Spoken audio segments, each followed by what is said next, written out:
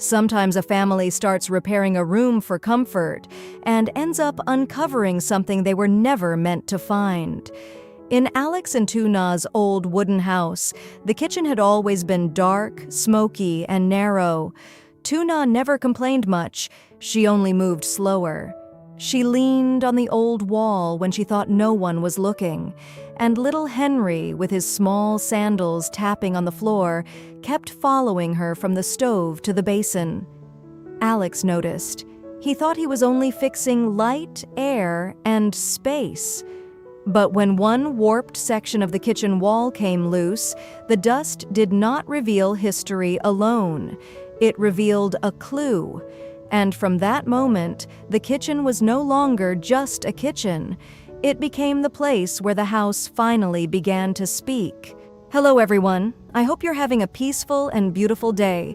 Today we'll follow Alex and Tu Na as a simple kitchen repair uncovers an old clue hidden inside the wall. They would ask the local office how to compare them with existing documents. They would speak with the neighbor only after they understood the facts, and until then, they would keep repairing the kitchen. Because a home cannot live on documents alone, it still needs a safe place to cook porridge. It still needs light for Tu Na's tired eyes. It still needs a chair for Henry. As evening came, Alex fixed a temporary board across the open wall to keep Henry from touching the frame. He swept the floor twice. Tu Na wiped the table and placed the papers in a dry box with a lid. Ba Tang wrote down what he remembered. The mango stump, the old path, the year of the storm, the kitchen extension. The kitchen smelled different now, less like trapped smoke, more like fresh-cut wood and washed vegetables.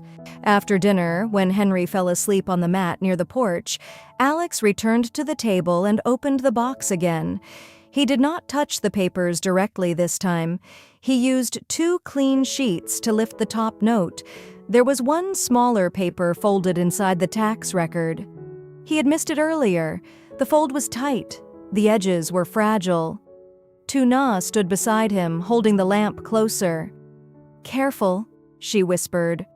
Alex opened it slowly. There were only a few lines.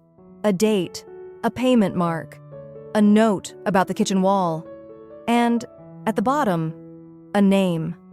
Alex stopped breathing for a moment. Tu Na saw his face change, not fear, not anger, something older, something he had buried beneath work, silence, and daily responsibility. She looked at the name. She had heard it only once before, long ago, spoken by Ba Tang and then quickly swallowed by the room. Alex folded the paper halfway, then stopped. The house was quiet except for Henry's soft breathing and the night insects beyond the fence. Tu Na touched Alex's arm. "Who is it?" Alex did not answer immediately. He looked at the old kitchen wall, open, wounded, honest at last. Then he said softly, "That name has not been spoken in this house for a very long time." And outside, near the disputed strip beside the fence, the porch light flickered once in the wind. Tu Na cooked soup that night with the door open. The porch light glowed softly. Henry sat with his bowl, blowing too hard on every spoonful even after it had cooled. Alex watched him and smiled. Tu Na noticed. "What are you thinking?" Alex looked around the kitchen. "That I should have done this sooner." Tu Na shook her head. "You did it when you saw it. That may not be enough." "It is enough for today," she said. Her voice was gentle but strong. That was Tu Na. She could be tired, she could be worried. She could lean against a wall when no one was watching. But she was not helpless. She had carried the rhythm of the house through many difficult days. Alex's repair did not save her from life. It simply shared the weight. Lian looked toward the side yard. "The one near the kitchen corner?" Alex lifted his eyes. "Yes," she nodded. "Of course. Children used to tie a rope there. Your father cut it after the storm damaged the roots." Tu Na felt a small tremor of hope. "Was it inside our fence?" Mrs. Lien answered slowly, as if measuring memory with fairness. It stood near the line, but everyone treated this side as your family's kitchen side. The path curved around it. Batang did not smile, but his face softened. That matches the note. Alex remained quiet. He knew memory and paper together were stronger than either one alone, but he also knew respect mattered. In a village, winning an argument by humiliating someone can make life harder later, so he decided on a calm path. They would photograph the records. He removed more damaged boards, but he did not open beyond the section where the packet had been hidden. He marked the frame with chalk. He checked for dampness. He found one place where rainwater had been entering slowly from a crack near the outer wall. There it was, the hidden problem beside the hidden clue. The kitchen had been carrying two secrets, one that weakened the house and one that might protect it. Alex showed Tu Na the wet mark. This is why the lower board softened. Tu Na sighed. I thought it was only smoke. Smoke made it dark, Alex said. Water made it weak. That is an important difference. In an old kitchen, stains can lie. A wall blackened by smoke may also hide moisture. A shelf that looks strong may be pulling away from rotten framing. A corner that smells old may have poor airflow, and when a family is busy surviving each day, they often clean the surface and miss the cause. Alex did not blame anyone. He knew Tu Na had done her best with what she had. So instead of saying, "Why didn't we fix this sooner?" he said, "Now we know where to begin."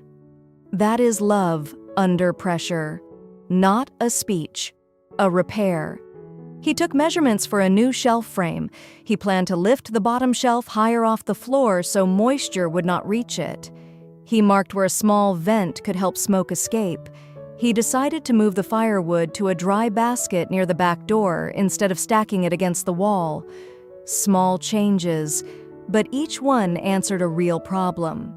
Tu Na watched him work and began washing the vegetables near the new patch of light. The water sounded clean in the basin. Henry sat on the small chair Alex had placed by the doorway, close enough to see his mother, far enough from the stove. For the first time in a long while, the kitchen did not feel like it was pushing everyone into danger. It felt like it was learning to breathe. But the papers on the table kept pulling their eyes back. Later that afternoon, a neighbor woman named Mrs. Lien stopped by with a basket of green beans. She had heard hammering and came to see whether Tu Na needed help. Village news travels faster than smoke. Tu Na did not show her the papers at first. She only accepted the beans and thanked her. But Batang, sitting on the porch with tea, asked Mrs. Lien a careful question. "Do you remember the old mango stump by this fence, Mrs.?" Behind the wall." She looked at the boards leaning against the stove, as if the house was holding its breath. Alex folded one paper open carefully.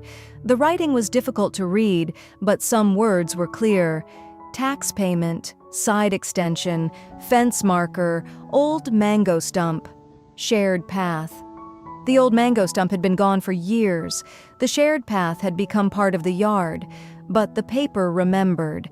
That was the second lesson of the repair. Old structures can hide damage, but sometimes they also hide value. A wall may hold rot, pests, dampness, unsafe wiring, or smoke stains that make life unhealthy. But it may also hold clues, old measurements, repair marks, construction choices, proof of use, family decisions, even records that explain why a house became the shape it is. He washed his feet at the yard tap, wiped them on the old towel near the porch, and greeted Henry first. Henry ran to him with both hands up. Batang lifted him and said, "You are growing faster than the banana trees." Tu Na smiled, but her eyes were still fixed on the kitchen. Alex placed the papers on the table. Batang leaned over them slowly. His fingers did not touch the ink. He read with his eyes, moving his lips a little. Then he became quiet. Alex noticed. "You know this?" Batang pointed to one line. "This name." Tu Na moved closer. "What name?" Batang did not answer immediately. He looked toward the wall, then toward the side yard. "This was from the time your father repaired the kitchen extension," he said to Alex. "Before Henry was born. They take photos under harsh sunlight until the ink fades more. They leave papers near the stove, near steam, near children's hands." Alex listened. Then he moved the papers away from the cooking area. Tu Na brought a clean wooden board. Alex placed the papers flat on it. Batang suggested putting each sheet between dry paper later, then taking clear photos before moving them again. "Do not argue with anyone at the fence today," Batang said. Alex nodded. "I know." "Good," Batang said. "A paper is strongest when the person holding it stays calm." That line stayed with Tu Na, because she had been afraid Alex might walk straight outside and confront the neighbor's cousin. But Alex did not. He went back to the kitchen wall. Carefully, quietly. "Before you and Tu Na made this house warm again." Alex's jaw tightened slightly. He rarely spoke about that time. Tu Na knew enough not to push. The room seemed to shrink around them. The old kettle, the stove, the cloth, the dust, the broken boards, everything waited. Batang continued. "There was a boundary talk then, too. Not as serious as now, but there was talk."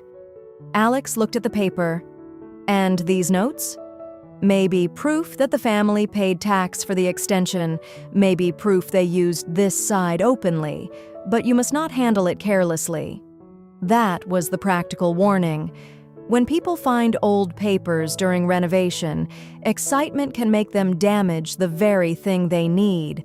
They unfold brittle pages too quickly. They wipe dust with wet cloth. That narrow piece of land beside the fence had caused quiet tension for months. A neighbor's cousin had claimed the line should be moved closer to Alex's house.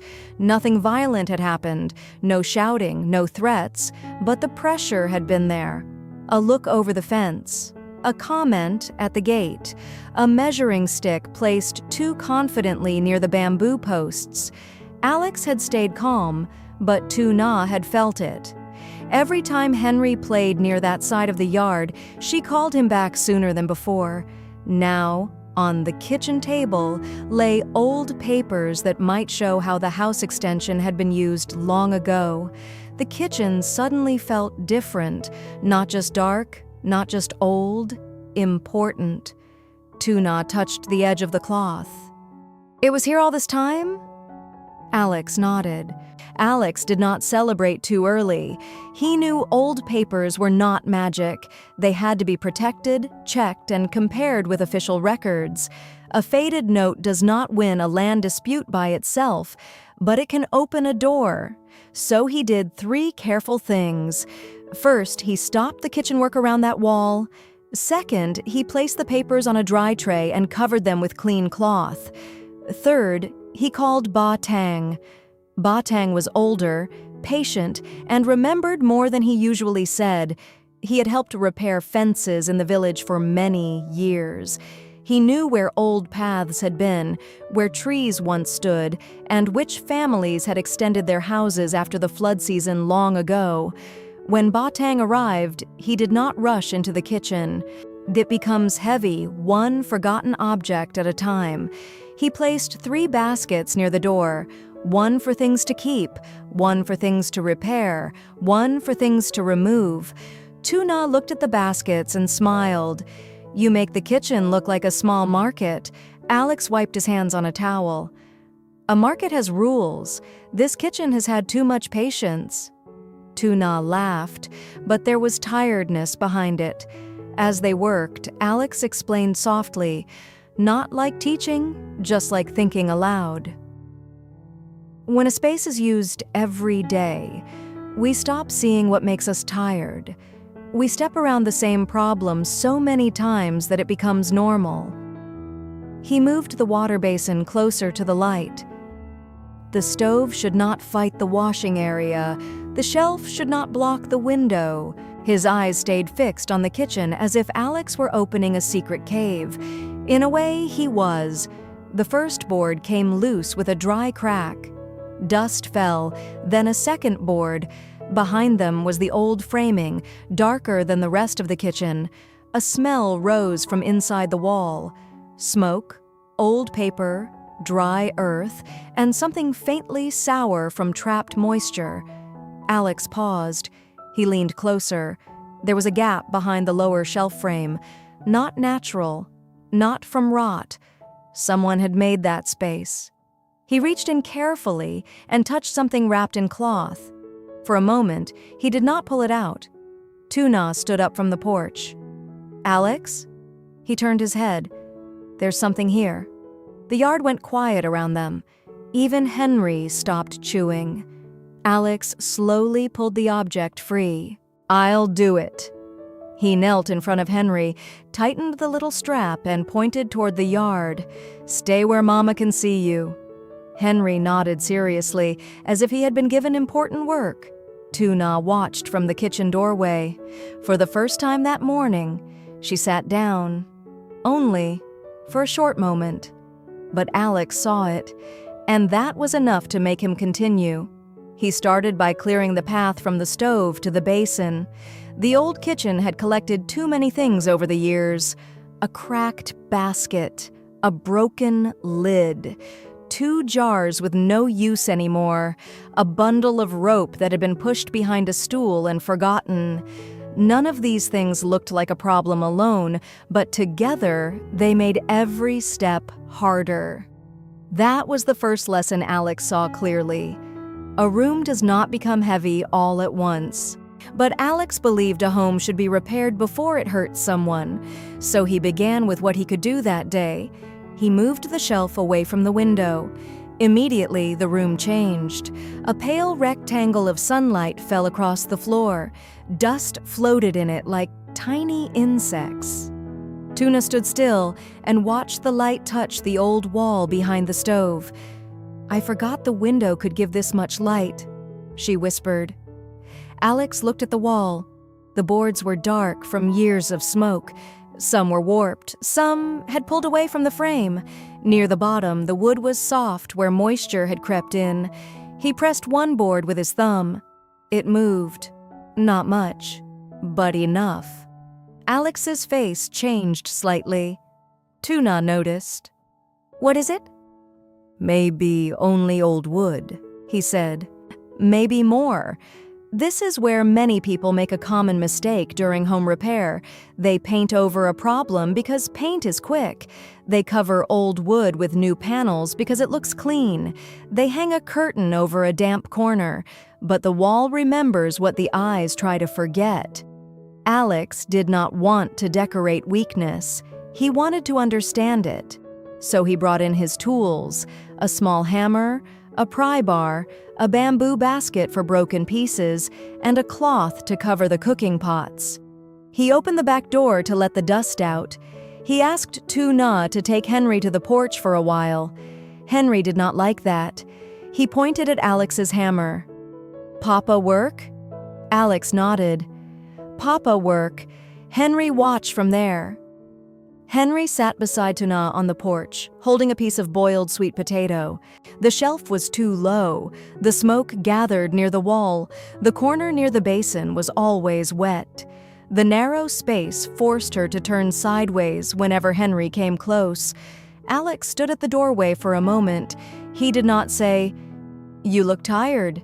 He did not say, "You should rest." He only watched the way Tu Na shifted her weight and the way Henry reached for her skirt while holding his little spoon. Then Alex stepped inside and quietly moved the small wooden stool away from the wet corner. "Sit here for a moment," he said gently. Tu Na looked at him and smiled, but she did not sit. "The porridge will burn," she said. Alex took the ladle from her hand. "It won't." That was how the repair began, not with a plan drawn on paper, not with a big promise. And Henry should not have to stand near hot soup just to be close to you. Tu Na looked down at Henry, who was now poking a stick into the dirt outside the door.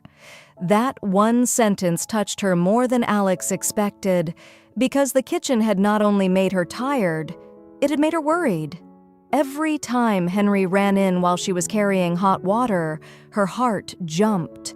Every time smoke filled the corner, she opened the door with one hand and held him back with the other.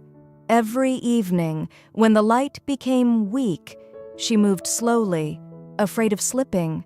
But because these problems were ordinary, she had swallowed them. Many families do this. They wait for something big before making a change. A broken beam, a sick child, a burned hand, a serious fall. It was a small packet wrapped in old brown cloth and tied with thin rope. The cloth had darkened with smoke and age. When Alex placed it on the kitchen table, a line of dust remained on his fingers. Tu Na came closer, Henry in her arms now. "What is it?" she asked. Alex shook his head. "I don't know yet." He untied the rope carefully. The cloth opened in stiff folds. Inside were papers, yellowed and brittle at the edges. Some had writing in faded ink. Some had marks, numbers, and rough lines. One page had an old stamp. Another had names written beside amounts, tax notes, boundary records, a rough sketch of the house extension from years ago. Alex did not speak for a long moment. Tu Na looked from the papers to the wall, then toward the side fence outside, the disputed strip. The morning began with the kettle making a thin, tired sound on the stove. Outside, the yard was still damp from the night mist. The bamboo fence held little drops of water along its edge. A rooster called somewhere beyond the gate, and the first sunlight touched the old wooden porch. But it did not reach the kitchen. Inside, the kitchen stayed dim. Tu Na stood beside the stove, stirring a small pot of porridge for Henry. One hand held the ladle, the other hand rested against the wall. Not because she wanted to rest, because she needed to. Her face was calm, but her shoulders told the truth. She had been waking early, cooking, washing vegetables, feeding Henry, cleaning the yard, and preparing food for the workers when there was farm work. The old kitchen made everything heavier. Just with one tired morning, one dark kitchen, and Alex finally deciding that comfort was not something to wait for. At first, he thought the problem was simple. The kitchen needed more light, more air, better storage, a safer place for Henry to sit, a dry corner for firewood, a shelf Tu Na could reach without stretching, a chair near the stove where she could rest while still watching the pot. Small things, but sometimes small things are where a home begins to change. Alex carried the old shelf out to the porch. Dust fell from it in gray lines. Henry followed behind him, dragging one sandal slightly because he had not put it on properly. Tu Na laughed softly and bent to fix it, but Alex stopped her. By the end of that day, the kitchen was not finished. The walls still needed repair, the shelf still needed rebuilding, the papers still needed checking. The old names still waited between Alex and the silence of the house. But something had changed. Tu Na had a chair where she could rest and still watch Henry. The stove had more air. The window gave light again. The dangerous corner was no longer ignored. The hidden dampness had been found before it spread deeper. And inside a dry box on the table, old records gave the family a calmer way to face the dispute beside the fence. The deeper truth was simple. A home does not only protect us with walls, it protects us when someone notices what is making life heavy and cares enough to open it carefully. Sometimes repair begins with wood, nails, and dust, but if we are patient, it can uncover memory, truth, and the quiet strength a family needs to stand together. And that night, in the old kitchen, the house did not feel silent anymore. It felt as if it had finally taken its first breath.